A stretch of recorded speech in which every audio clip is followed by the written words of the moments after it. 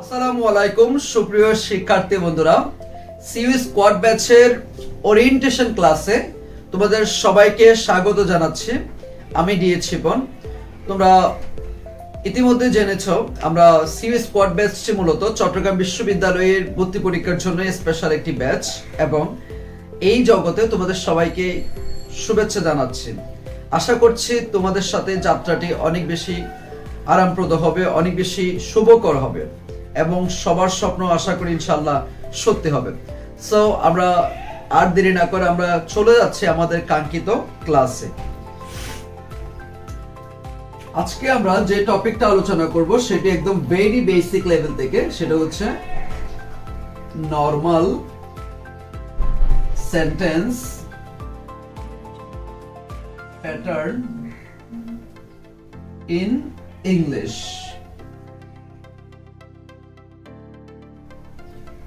একটি স্বাভাবিক ইংরেজি বাক্য কোন ধরনের স্ট্রাকচার ফলো করে মূলত তাই বলা হচ্ছে।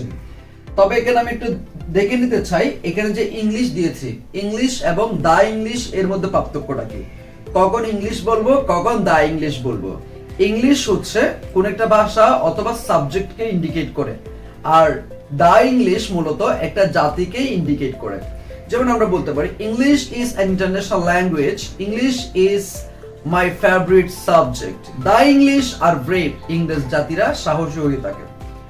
এরপরে আসে একটি স্বাভাবিক ইংরেজি বাক্যর স্ট্রাকচার, যাকে জিজ্ঞেস করে সবাই বলে subject plus verb plus object. কিন্তু এটার আগেও আরো অনেকগুলো স্ট্রাকচার আছে যেগুলো আমরা জানি না, তো আমরা আজকে সেগুলো আগে জানার চেষ্টা করি।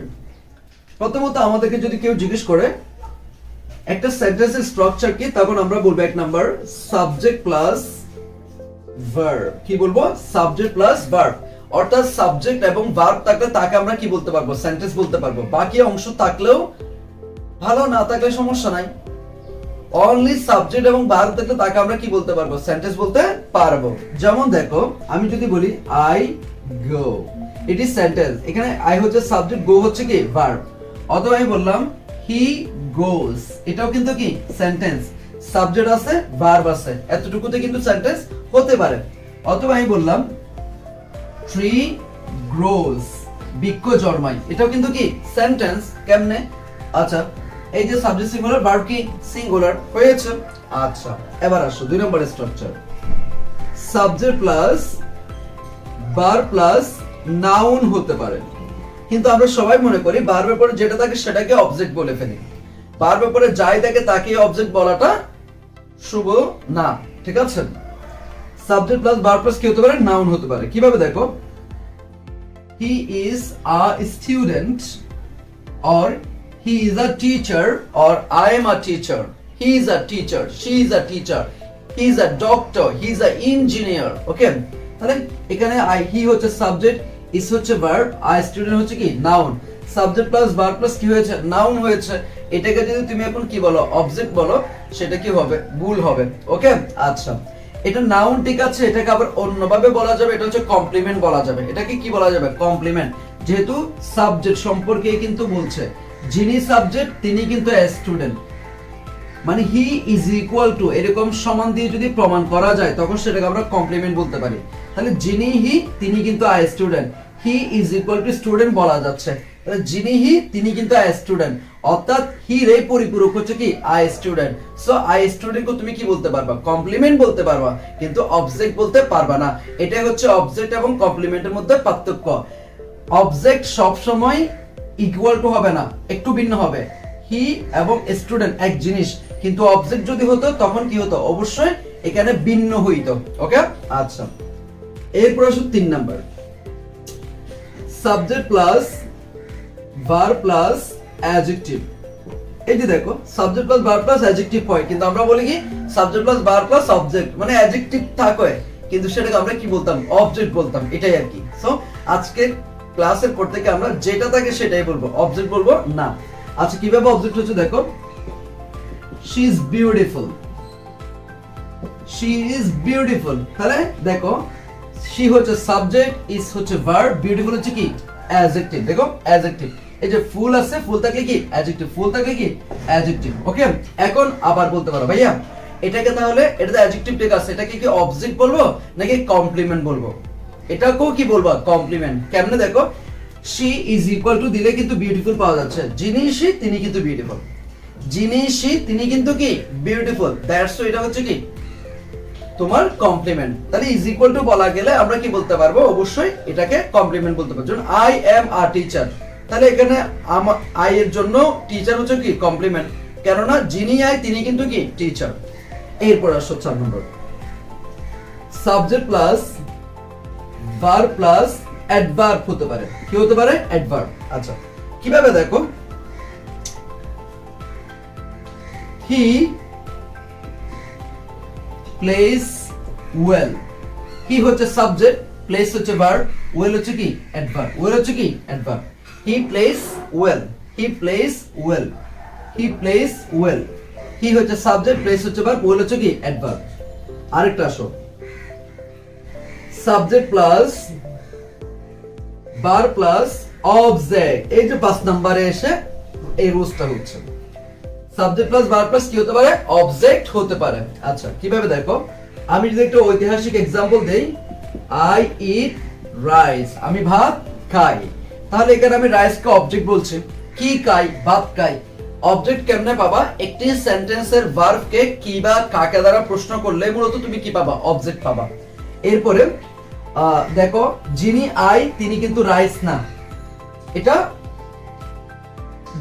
আই থেকে অবশ্যই একটু ভিন্ন, তাই না? যিনি আই তিনি কিন্তু রাইস না, তাই ইজ ইকুয়াল টু এখানে বলা যাচ্ছে না, দ্যাটস এটাকে কি বলতে পারি? অবজেক্ট বলতে পারি। কিন্তু এখানে ইজ ইকুয়াল টু বলা গিয়েছিল, দ্যাটস এটা কি কমপ্লিমেন্ট। তো আশা করছি ইজ ইকুয়াল টু বলা গেলে সাবজেক্ট এবং পরের অংশ, ইজ ইকুয়াল টু বলা গেলে কমপ্লিমেন্ট, ইজ ইকুয়াল টু বলা না গেলে হচ্ছে কি অবজেক্ট। আশা করি পারবা। এখন যদি প্রশ্ন এভাবে আসে, একটা সেন্টেন্সে সাবজেক্ট এবং ভার্ব আসে, ভার্ব পর অবজেক্ট এবং অ্যাডভার্ব দুইটাই আসতে যাচ্ছে, তাহলে আগে কে বসবে? আগে অবশ্যই অবজেক্ট বসবে। সবাই এই কথাটি মাথায় রাখবা, সেটা হচ্ছে অবজেক্টের অবস্থান সব সময় সেন্টেন্সে ভার্বের পরে, যদি অবজেক্ট থাকে সেটা অবশ্যই ভার্বের পরে বসবে, অন্য কোথাও বসবে না। আর যদি মনে করো যে সেন্টেন্সে অবজেক্ট নাই, তখন অ্যাডভার্ব আসে, হ্যাঁ অ্যাডভার্ব বসে দিতে পারবে। কিন্তু যদি অবজেক্ট আসে অবশ্যই আগে কি বসবে? অবজেক্ট বসবে। অবজেক্ট যদি আসে ভার্বের পরে বসবে, অন্য কোথাও তুমি অবজেক্ট পাবা না। তাহলে তোমার জন্য ক্লিয়ার, অবজেক্ট যদি পাও অবশ্যই ভার্বের পরে পাবা, যদি না পাও তার মানে ওই সেন্টেন্সে কি নাই? অবজেক্ট নাই। এটা হচ্ছে খুব ইম্পর্টেন্ট একটা স্ট্রাকচার তোমাদের জন্য। সাবজেক্ট প্লাস ভার্ব প্লাস, এখন মানে অবজেক্ট এবং অ্যাডভার্ব দুইটা আসবে, তখন আগে কি আসবে? অবজেক্ট, এরপরে কি আসবে? অ্যাডভার্ব। কি আসবে? অ্যাডভার্ব। তাহলে দেখো কিভাবে হচ্ছে, I play cricket every day, I play cricket every day, আমি প্রতিদিন ক্রিকেট খেলি। আই হচ্ছে সাবজেক্ট, প্লে হচ্ছে ভার্ব, ক্রিকেট হচ্ছে অবজেক্ট, এভরিডে হচ্ছে কি অ্যাডভার্ব। আচ্ছা কেমনে দেখো, কি খেলি? ক্রিকেট খেলি, তাহলে যিনি আই তিনি কিন্তু ক্রিকেট না, দ্যাটস হোয়াট হচ্ছে কি অবজেক্ট। কি খেলি, কি বা কাকে দ্বারা প্রশ্ন করলে অবজেক্ট পাওয়া যায়, অবজেক্ট পেলাম। এরপরে কি দিলাম? এভরিডে, এটা হচ্ছে সময়, তাহলে সময় কিন্তু অ্যাডভার্বের কাজ করে। সময় কিসের কাজ করে? অ্যাডভার্বের কাজ করে। আশা করছি এই স্ট্রাকচারগুলো তোমরা সবাই বুঝতে পেরেছো। ওকে, আর যদি বুঝতে পারো অবশ্যই সবাই লিখে নাও।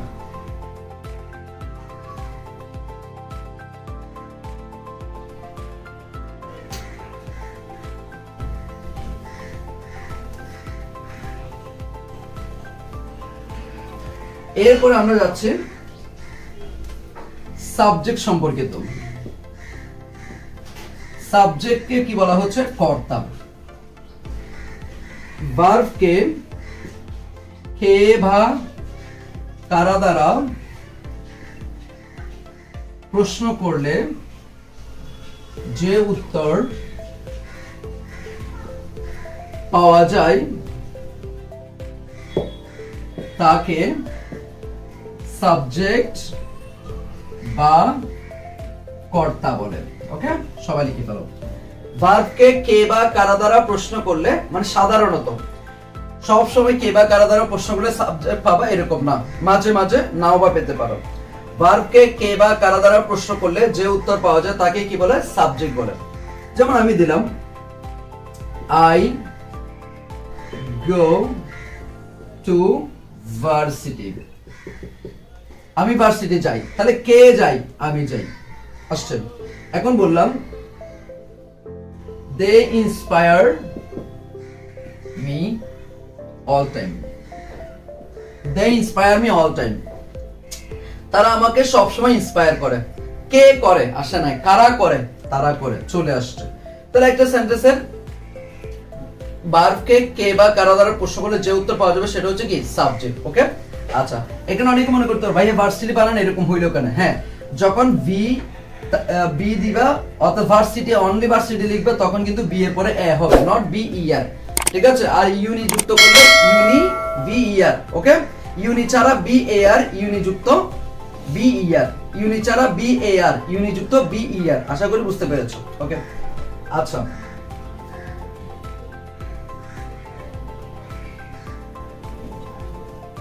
এরপর আসো সাবজেক্ট হিসেবে কি কি বুঝতে পারে। সাবজেক্ট হিসেবে কি কি বুঝতে পারে সেটা একটু লেখার চেষ্টা করব। সাবজেক্ট হিসেবে কি কি বুঝতে পারে, সাবজেক্ট হিসেবে কি কি বুঝতে পারে। আচ্ছা, এক নাম্বার হচ্ছে নাউন সাবজেক্ট হিসেবে বুঝতে পারে। যেমন আমি বললাম করিম প্লেস ক্রিকেট, কে খেলে, করিম খেলে। তাহলে করিম একটা ব্যক্তির নাম, তাহলে ব্যক্তির নাম এটা কি হয়েছে, নাউন হয়েছে। তাহলে সাবজেক্ট হিসেবে নাউন বুঝতে পারে। দুই নাম্বার নাউন ফ্রেজ,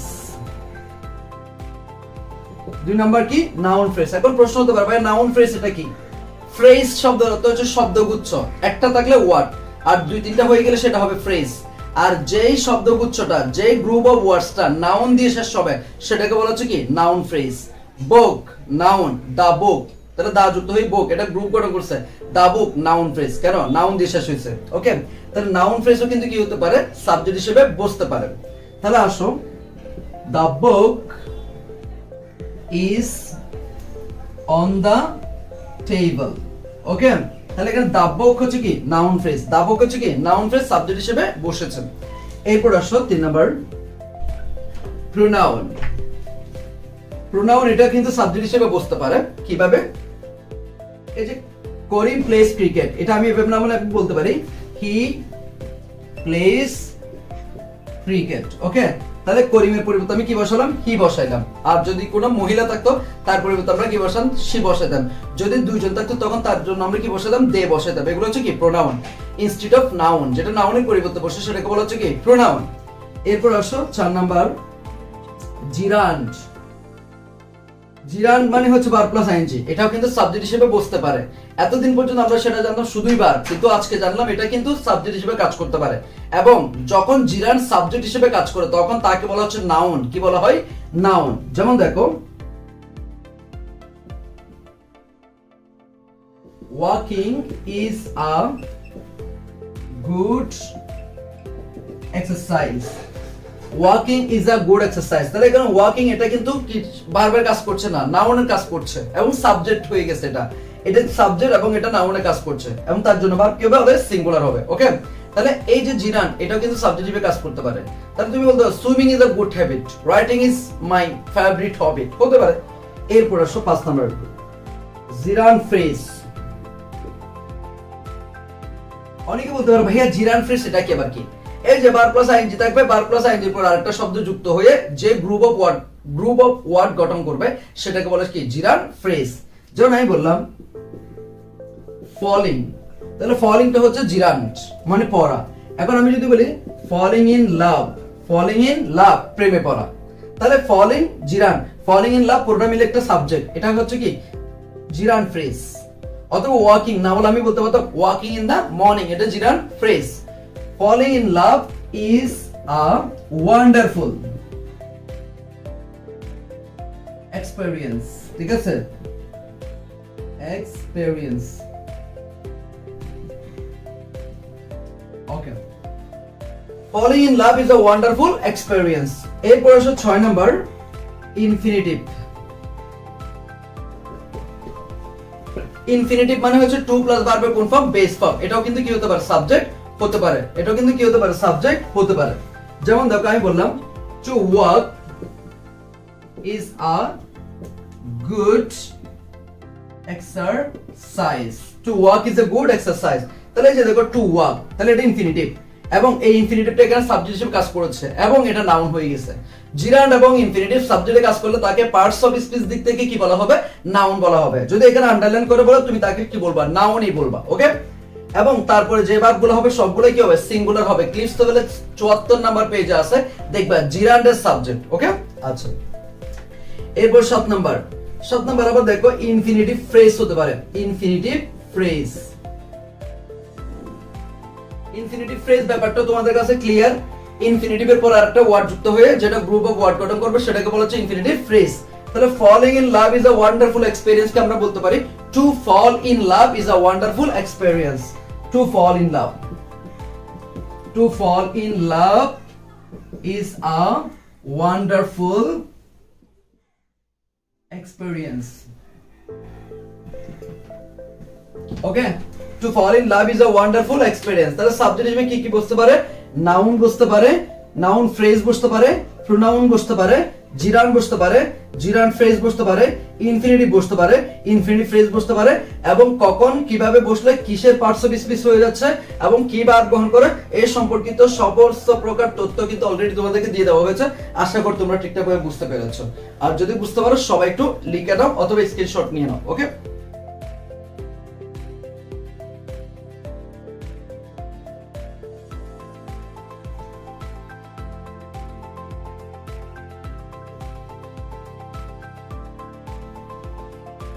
এরপর আসো সাবজেক্টে আর কি কি বসতে পারে? ইট অথবা দিয়ার। ইট অথবা দিয়ারও কিন্তু সাবজেক্ট হিসেবে বসে। আবার এগুলোর অন্যতম নাম হচ্ছে কি জানো? সিউডো সাবজেক্ট বলা হয় এগুলাকে। এগুলাকে কি বলা হচ্ছে? সিউডো সাবজেক্ট বলা হয়। অথবা এগুলাকে বলা হয় ইন্ট্রোডাক্টরি ইট অথবা দিয়ার। এগুলোর দু তিনটা নাম আছে।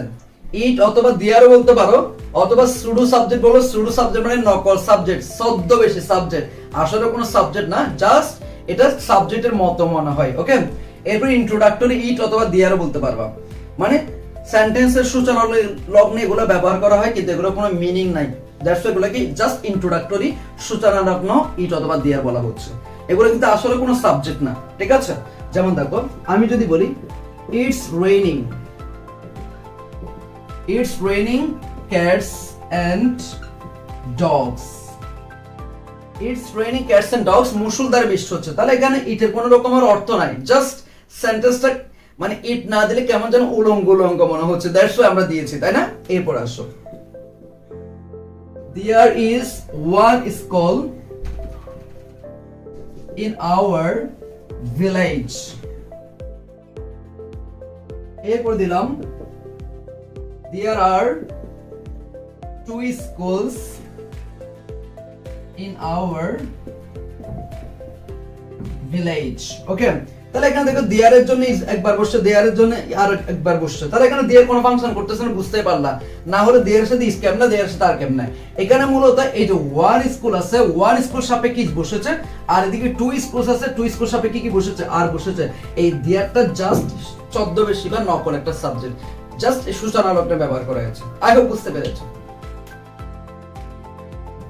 তাহলে আমাদের সাবজেক্ট সম্পর্কিত ইনফরমেশন ক্লিয়ার, একদম clear, all crystal clear, BCS প্রার্থীর জন্য পর্যন্ত ক্লিয়ার। এটুকুই। এবার আমরা চলে যাচ্ছি অবজেক্ট। অবজেক্ট মূলত কর্ম হিসেবে আমরা পাই বাংলাতে যেটা। অবজেক্ট কেমনে পাবো?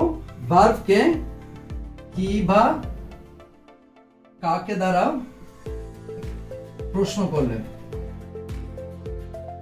ভার্বকে কি বা কাকে দ্বারা প্রশ্ন করলে যে উত্তর পাওয়া যায় তাকে অবজেক্ট বলে। ভার্বকে যে বা ভার্বকে কি বা কাকে দ্বারা প্রশ্ন করলে যে উত্তর পাওয়া যায় তাকে কি বলে? অবজেক্ট বলে। ঠিক আছে, তোমার যদি অবজেক্ট দরকার হয় তুমি কাকে কোশ্চেন করবা? ভার্বকে কোশ্চেন করবা। যেমন দেখো he teaches us English. Teachers কে জিজ্ঞেস করো কি শিক্ষা দেয়? ইংলিশ শিক্ষা দেয়। কাকে শিক্ষা দেয়? আমাকে শিক্ষা দেয়। চলে আসছে। এখন আমি যদি বলি I write a letter, অথবা I'm writing a letter, অথবা I have written a letter, অথবা I have been writing a letter, কি লিখতেছি? a letter কি লিখি a letter কি লিখেছি a letter চলে আসতেছে ভার্বকে কি বা কাকে দ্বারা প্রশ্ন করলে কিন্তু উত্তর আসবে সেটা অবজেক্ট উত্তর না আসলে অবজেক্ট নাই I know him কি চিনি আসে না কাকে চিনি তাকে চিনি চলে আসছে এখন আমি যদি বলি I am going to varsity কি যাচ্ছি আসে নাই কাকে যাচ্ছি আসে নাই তার মানে এখানে কি নাই অবজেক্ট নাই ভার্সিটি ওয়ার্ডটা কিন্তু এখানে কি নয় অবজেক্ট নয় কি হবে তাহলে এটা অ্যাডভার্ব এটা কি অ্যাডভার্ব আশা করি বুঝতে পেরেছো ওকে আচ্ছা তাহলে আরেকটা কথা তোমাদের জেনে রাখা উচিত সেটা হচ্ছে যেই ভার্বের অবজেক্ট থাকে সেটা হচ্ছে ট্রানজিটিভ যেই ভার্বের অবজেক্ট থাকে না সেটা হচ্ছে ইনট্রানজিটিভ এটাও লিখে রাখো যে ভার্ব এর অবজেক্ট থাকে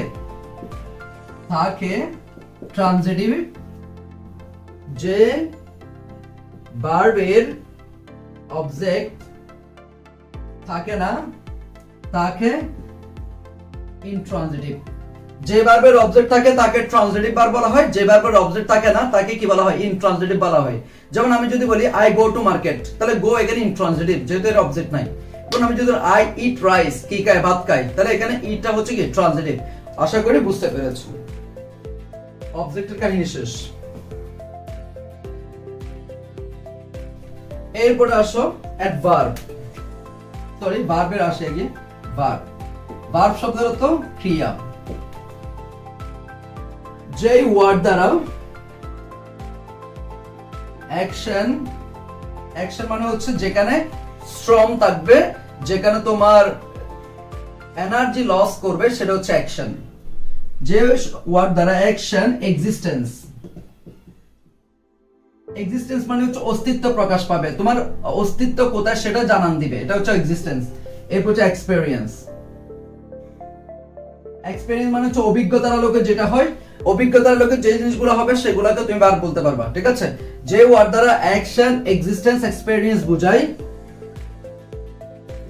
তাকে ভার্ব বলে যে ওয়ার্ড দ্বারা অ্যাকশন এক্সিস্টেন্স এক্সপেরিয়েন্স বোঝায় তাকে কি বলে ভার্ব বলে যেমন আমি লিখলাম I do the work তাহলে আমি কাজটা করি তাহলে অবশ্যই কাজটা করলে আমার এনার্জি লস করবে তাহলে এটা অ্যাকশন ভার্ব এখন আমি যদি বলি I live in Chittagong আমি চট্টগ্রামে বসবাস করি এই লিভ দ্বারা কিন্তু কোনো কাজ বোঝায় না এখানে এনার্জি লস করে না কিন্তু এটা এক্সিস্টেন্স প্রকাশ করে অস্তিত্ব প্রকাশ করে দ্যাটস হোয়াট হচ্ছে কি ভার্ব ওকে কি হিসেবে ভার্ব এক্সিস্টেন্স হিসেবে ভার্ব এরপর আসো I feel awesome আমি ভালো অনুভব করছি তাহলে ভালো অনুভব করছো কখন বলে যখন তুমি এর আগে একটু খারাপ থাকো তাহলে দুইটা সিচুয়েশনের মধ্যে যদি তুমি কি করো কম্পারিজন করো তুমি তুলনামূলকভাবে বলতে আমি একটু ভালো আছি তাহলে এটা এক্সপেরিয়েন্সের বিষয় অতএব তুমি বলতেছো হানি টেস্টেড সুইট মধু মিষ্টি হয় তাহলে মধু মিষ্টি এটা অভিজ্ঞতার আলোকে বলা যাচ্ছে ঠিক আছে কিনা তাহলে এগুলো হচ্ছে কিসের হিসেবে ভার্ব এক্সপেরিয়েন্স হিসেবে ভার্ব আজকের পর থেকে বলবো না যে ওয়ার্ড দ্বারা কোনো কাজ করাবো হবে যে তাকে ভার্ব বলে এটা বলবো না আজকে থেকে বলবো যে ওয়ার্ড দ্বারা অ্যাকশন এক্সিস্টেন্স এক্সপেরিয়েন্স বোঝায় তাকে কি বলে ভার্ব বলে এখন ভার্ব আবার দুই প্রকার নরমালি একটা হচ্ছে সিঙ্গেল ভার্ব আর একটা হচ্ছে ভার্ব ফ্রেজ এখন সিঙ্গেল ভার্ব এবং ভার্ব ফ্রেজ চিনব কিভাবে যখন একটা ওয়ার্ড থাকবে তখন সেটা ভার্ব আর যখন অক্সিলারি প্লাস মেইন ভার্ব থাকবে তখন সেটা হচ্ছে ভার্ব ফ্রেজ যেমন আমি যদি বলি আই গো টু মার্কেট এখানে গো হচ্ছে একটা তাহলে এটা হচ্ছে কি ভার্ব এখন আমি যদি বলি I am going to market তাহলে অ্যাম গোয়িং হচ্ছে ভার্ব ফ্রেজ অথবা I have gone verb phrase I have been going verb phrase I was going verb phrase I have decided verb phrase I decided verb আশা করছি বুঝতে পেরেছো ওকে এরপর আসো verb গেল এখন আমরা যেটা করব সেটা হচ্ছে অ্যাডভার্ব এটাকে আবার আমরা কি বলছি ক্রিয়া বিশেষণ বলছি অ্যাডভার্বকে কি বলছি ক্রিয়া বিশেষণ বলছি ভার্বকে কিভাবে কেমন কোথায় কখন দ্বারা প্রশ্ন করলে অ্যাডভার্ব পাওয়া যাবে তাহলে কি বুঝলা কিভাবে কেমন মানে হচ্ছে এটা হচ্ছে ম্যানার এটা হচ্ছে অ্যাডভার্ব অফ কি ম্যানার ওকে আর কোথায় হচ্ছে এটা কি অ্যাডভার্ব অফ প্লেস আর কখন অ্যাডভার্ব অফ কি টাইম ওকে আচ্ছা একটা সেন্টেন্সে যদি কোন রকমের ধরন পাও সেটা অ্যাডভার্বের কাজ করবে একটা সেন্টেন্সে যদি কোন সময় পাও সেটা অ্যাডভার্বের কাজ করবে যদি প্লেস পাও সেটা অ্যাডভার্বের কাজ করবে তাহলে ভার্বকে কিভাবে কেমন কোথায় কখন দ্বারা প্রশ্ন করলে যে উত্তর পাওয়া যায় সেটা হচ্ছে কি অ্যাডভার্ব, ঠিক আছে? কিভাবে কেমন দ্বারা প্রশ্ন করলে বা হাউ দ্বারা প্রশ্ন করলে, যেটা ইংরেজিতে বলে হাউ, হাউ দ্বারা প্রশ্ন করলে অ্যাডভার্ব অফ ম্যানার পাবা। আর হয় এর বা কোথায় দ্বারা প্রশ্ন করলে অ্যাডভার্ব অফ প্লেস পাবা। আর হয় এন বা কখন দ্বারা প্রশ্ন করলে অ্যাডভার্ব অফ টাইম পাবা। এখন প্রশ্ন হচ্ছে যদি তিনটা অ্যাডভার্ব কোনো সেন্টেন্সে একসাথে আসে যায় তখন একটা সিরিয়াল মেইনটেইন করতে হবে, কারণ কাউকে না কাউকে আগে কাউকে না কাউকে মাঝখানে ভেবে বসাতে হবে। তখন যে সিরিয়ালটা মেইনটেইন করতে হয় সেটা হচ্ছে এমপিটি, অর্থাৎ প্রথমে ম্যানারটা দিতে হবে, এরপর প্লেসেরটা দিতে হবে, এরপর টাইমেরটা দিতে হবে। যদি ম্যানার না থাকে তখন কি করব, তখন প্লেস প্লাস টাইম দিব, ঠিক আছে? আর যদি মনে করো কি নাই প্লেস নাই কিন্তু ম্যানার আছে তাহলে ম্যানার প্লাস কি দিব, টাইম দিব। আর যদি মনে করো একটা আছে তাহলে একটা থাকলে টাইম নিয়ে বসাতে পারবে, এটা কোনো সমস্যা করবে না। ওকে, আরেকটা কথা, সমস্ত প্রকার প্রেপোজিশনাল ফ্রেজ অ্যাডভার্বে কাজ করে। প্রেপোজিশনাল ফ্রেজ এটা আবার কি, যেই ফ্রেজটা যে গ্রুপ অফ ওয়ার্ডসটা মূলত প্রেপোজিশন দিয়ে শুরু হয় সেটাকে বলা হয় প্রেপোজিশনাল ফ্রেজ। যেমন in the morning, on the table, ঠিক আছে, ইন দ্য আফটারনুন। তাহলে যে সমস্ত প্রেপোজিশনাল ফ্রেজ থাকবে সবগুলোকে তুমি কি বলতে পারবে, অ্যাডভার্ব বলতে পারবা। এটা অবশ্যই জানতে হবে, এটা খুবই গুরুত্বপূর্ণ একটা তথ্য। আচ্ছা, তাহলে আমরা দেখি কিভাবে অ্যাডভার্ব গুলো পাওয়া যায়। যেমন দেখো, আমি একটা সেন্টেন্স লিখতেছি, the residents of the apartment building, the residents of the apartment building sent flowers faithfully to the cemetery each week. আচ্ছা, আসো, the residents of the apartment building sent flowers faithfully to the cemetery each week. তাহলে এখন তোমাদেরকে যদি জিজ্ঞেস করি না subject কোনটা, তাহলে তোমরা অবশ্যই বলবা the residents of the apartment building পুরোটা। এবং এটা সাবজেক্ট কি, এটা হচ্ছে নাউন ফ্রেজ। এটা কি নাউন ফ্রেজ, অনেক বড় ওয়ার্ড, ঠিক আছে? এটা পুরোটা একটা ফ্রেজ, একটা ওয়ার্ড, এটা পুরোটা কি হয়েছে phrase. the residents of the apartment building মানে পুরোটা এখানে কি সাবজেক্ট, এবং সাবজেক্ট হিসেবে এটা কি নাউন ফ্রেজ। ওকে, বিল্ডিং পর্যন্ত। এখানে ভার্ব কোনটা, সেন্ড। সেন্ড মানে কি পাঠাইতো। এখন তোমাদেরকে যদি জিজ্ঞেস করি এটা ট্রান্সিটিভ ভার্ব নাকি ইনট্রান্সিটিভ ভার্ব, অবশ্যই ট্রান্সিটিভ ভার্ব। কিভাবে, কি পাঠাইতো, ফুল পাঠাইতো। তাহলে অবজেক্ট আছে, কি আছে অবজেক্ট, অবজেক্ট থাকবে কি ট্রান্সিটিভ। আচ্ছা, এখন আসো subject plus verb plus object তো পাই গেলাম। যদি অ্যাডভার্ব থাকে কার পর থাকবে, এখন ভার্বের তোমার অবজেক্টের পর থাকবে। আর যদি অবজেক্ট না থাকতো তখন কিন্তু অ্যাডভার্ব কিন্তু ভার্বের পর পরে বসতে পারতো। কিন্তু এখানে যেহেতু অবজেক্ট আছে তাহলে অবশ্যই অবজেক্ট অবস্থান কার পরে, ভার্বের পরে বসছে। এরপর কি হবে, অ্যাডভার্ব। এখন কিভাবে পাঠাইতো আগে কোশ্চেন করতে হবে, কারণ হচ্ছে এমপিটি মনে করছিলাম। কিভাবে পাঠাইতো, ফেইথফুলি। কোথায় পাঠাইতো, টু দা সিমিটারি। কখন পাঠাইতো, ইচ উইক। তাহলে দেখো এমপিটি মিলে গেছে, এমপিটি মিলে গেছে। বুঝাতে পারছি কিনা? আচ্ছা, আবার মনে করো যে সবসময় যে তিনটা থাকবে এমন না, অনেক সময় একটা থাকতে পারে। যেমন আমি বলতে পারি I bought A T shirt last night. কখন কিনেছিলাম, লাস্ট নাইট। অ্যাডভার্ব অফ কি, টাইম, ঠিক আছে? অথবা আই গো টু ভার্সিটি, কোথায় যায়, ভার্সিটি। ভার্সিটি একটা, অ্যাডভার্ব অফ কি, প্লেস। এভাবে আবার বলতে পারো যদি দুইটা থাকে তখন কি করব, he came here yesterday. He came here yesterday, কোথায় এসেছিল, এখানে। কখন এসেছিল, ইয়েস্টারডে, ঠিক টাইম হয়ে গেল। তাহলে এইভাবে আশা করি বুঝতে পারবা। এরপরে অ্যাডভার্ব কাকে কাকে মডিফাই করে সেটা একটু জানতে হবে। অ্যাডভার্ব মূলত ভার্বকে মডিফাই করে, অ্যাডজেক্টিভকে মডিফাই করে এবং অ্যাডভার্বকে মডিফাই করে। অ্যাডভার্ব কাকে কাকে মডিফাই করে, ভার্বকে মডিফাই করতে পারে, অ্যাডজেক্টিভকে মডিফাই করতে পারে, অ্যাডভার্ব নিজেও নিজেকে মডিফাই করতে পারে। যেমন আমি বললাম হি plays well, he plays well. তাহলে প্লেস হচ্ছে ভার্ব, ওয়েল হচ্ছে কি অ্যাডভার্ব। এখন আমি যদি বলি he is a very good boy, তাহলে কেমন গুড, ভেরি গুড। গুড ওয়ার্ডটা অ্যাডজেক্টিভ, অ্যাডজেক্টিভকে মডিফাই করছে কে, ভেরি। তাহলে ভেরি ওয়ার্ডটা অ্যাডভার্ব, তাহলে অ্যাডজেক্টিভকে কে মডিফাই করতে পারে, অ্যাডভার্ব মডিফাই করতে পারে। এবং বললাম হি প্লেস ভেরি ওয়েল, কেমন ওয়েল, ভেরি ওয়েল। ওয়েল ওয়ার্ডটা তো অ্যাডভার্ব, ভেরি ওয়েল, কেমন ওয়েল, ভেরি ওয়েল। তাহলে ভেরি ওয়ার্ডটাও অ্যাডভার্ব, তাহলে অ্যাডভার্ব অ্যাডভার্বকেও কি করতে পারে, মডিফাই করতে পারে। সো আমাদের ক্লাসটি মূলত আজকে এই পর্যন্ত ছিল। ইনশাআল্লাহ আমরা বাকি ক্লাসগুলো নিয়ে আসবো। সো আশা করছি কেমন লেগেছে অবশ্যই আমাদেরকে কমেন্ট বক্সে লিখে জানাবা। আর যদি তুমি এই ক্লাসগুলি করে যদি উপকৃত হও তাহলে অবশ্যই তোমাদের যে সকল বন্ধু বান্ধব আছে তাদেরকে আমাদের এই যে নতুন ব্যাচটা আমরা শুরু করেছি এই ব্যাচের ব্যাপারে অবশ্যই অবশ্যই তোমরা তাদেরকে ইনফরমেশন দিয়ে দিবা। কারণ হচ্ছে তুমি যদি ভালো কিছু পাও তোমারও নৈতিক দায়িত্ব হচ্ছে তুমি তাকে সেই জিনিসটা জানানো। এই শেষ সময়ে এসেও কিন্তু আমরা একদম বেসিক টু অ্যাডভান্স লেভেলের ক্লাসগুলো নিয়ে নিচ্ছি।